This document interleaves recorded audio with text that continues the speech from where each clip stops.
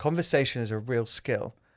Yeah, You have to sit absolutely. in front of me and actually and have a conversation, and that's the skill maybe that's being lost a little. I think let's pin down what we think that skill is. For me, it's how you build on someone else's point. So there's in WhatsApp, you're waiting for your turn to talk, right? Or what does that look like? It's an asynchronous communication. There's a pause. Yeah. But if you're giving me a point and I have a chance to respond to it, a real beautiful art in conversation is being inspired by the other person's point, taking it and then responding to that, instead of it just being, I'm waiting for my turn to talk. But that takes some training. And unless I sat in a brilliant group of creative people, aging between probably mid-30s to late 60s, a week or so ago, they were planning a festival, planning an event. And watching people respond creatively to the brief, to the theme of the event, how it went round the room.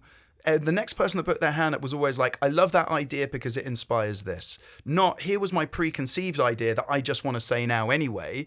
It allowed for the group, by building on each other, to come up with like a really good pool of thoughts that they could then whittle down. Yeah. So they did then whittle down, and that was the second part of it. But the idea of creating this space for thoughts to be built on is something that we don't, to the best of my knowledge, actually train, but it's really useful. We don't train it. For me, the training was our pond. I'll go back to our pond stuff. Like we were having chats, right? And I think nowadays, even on podcasts, I do lots of podcasts, and most people, and I know I sent them to you, but most people want a structure. Lewis, can you send me the questions you're going to ask me, or what's the structure? Yeah. Right. What you've noticed now, and people won't realize this, but I mean, we just flowed. Yeah, we haven't looked at the we flowed, and we've gone, and it's worked really well. But because we're kind of used to having these conversations. Yeah.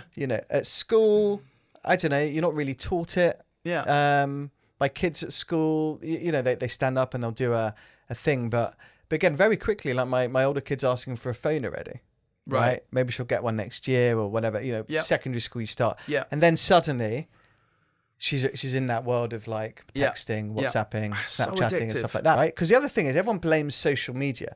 It's not social media. It's humans and how we use social media, right? It's not actually the technology, right? Because it's social media. So it's the platforms of the platforms. I completely disagree.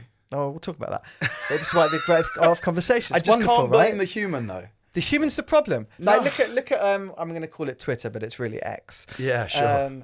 But that has always been a bit of a cesspit because you can be anonymous. Yep. And you can just be hateful for whatever reason, right? Fine. And Elon Musk's view is, he's for freedom of speech. Like there's different things to that, but I think again it's the human, not the platform. Whereas you look at, say, LinkedIn, for example. We were talking a bit about LinkedIn, weren't we? And people branding and stuff like that. The thing with LinkedIn, which I like, by and large, the profiles are genuine. Yeah, it's a work profile. It's about your career and how you earn money and stuff. And most of the time, I'd say 99% of the time, the comments that people share on there are thoughtful, well considered, and just like on point by and large. And so I think again, it's a human and how you decide to use these different things. Well, so there is a choice of the individual, but to the extent that you've got multi-billion-dollar tech companies with labs of very intelligent people who understand human behavior really well and know how to reward that dopamine circuit, social media is stronger than you or I. Like we spend, I think 25% of under 17-year-olds, this is a recent fact, but spend more than 4 hours a day on TikTok.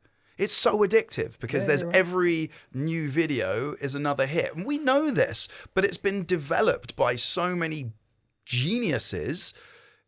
How is a human, a 16-year-old kid, a 9-year-old daughter, ever going to compete against that? They don't have the tools to be able to resist or to understand what's happening in the background and that they're the product and it's their attention that is, what's being sold. Attention is currency. Yes. That's what you want. You want eyes on you.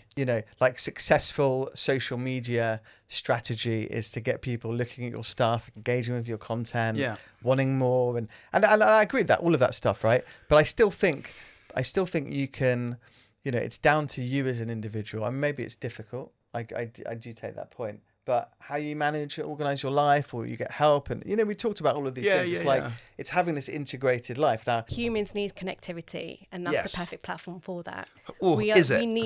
It is nowadays. It's like the point that you made before, like going to the bar, no one knows how to make the conversation. Yeah. Everything's online now. And that is the best kind of like hotspot.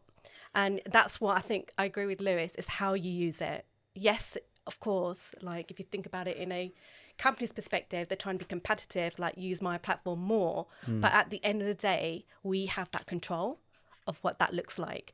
Like, if you are a sensible adult, that means like how I'm going to navigate, who am I speaking to? You find your niche, you find your community, you find, it's like you can do so much with it. You have to see the positive side of it. Absolutely. And if you are a kid, like, you do need some kind of guidance on how to use it in the correct way. Yeah. But that comes with, knowledge, guidance, and someone's going to navigate you. It's always going to be there. I always also find it funny. The schools are so caught up in like handwriting classes. I mean, I don't use it. That's a good skill. It is a good skill, but like I don't use a pen. I'm like that's a whole different conversation. I mean, it is and it isn't. So the thing is, the ubiquitous, like a digital screen is pretty ubiquitous, right? It's like all the content. I've got a phone in mine. All the content comes delivered via the same screen, which to me makes it harder to remember. It's been shown that we remember things better that we read on paper than we do on screen. Yeah. It's also been shown that we remember things that we handwrite better than things that we type. And that's to remember, you're like, at the end of the day, we are still human. Yeah. And technology has moved much faster than certainly we have. We've barely moved at all. And I completely agree on the value of human connectivity. I'm not sure. We certainly don't get all of the connectivity we need through social media. Absolutely. Yeah, we need the one-to-one human connection. Yeah. But also, I think just like taking a look at like careers and stuff like that, I think the most important skill to develop is human skills. That's going to get you to where you want to get to. Absolutely. The thing that's going to get you that promotion, secure you that new job, or whatever, is your ability to connect and communicate and have a conversation. And get on with people. Absolutely. Mm-hmm. Yeah. Mm-hmm. So you got all the tech stuff, and you can, and we're spending 4 hours a day on TikTok, whatever, like hours and hours. But I think don't forget, for people listening, to hone your communication, hone your conversation, your empathy. I was a late diagnosis Asperger's as an adult. Communication was always something I struggled with as a kid.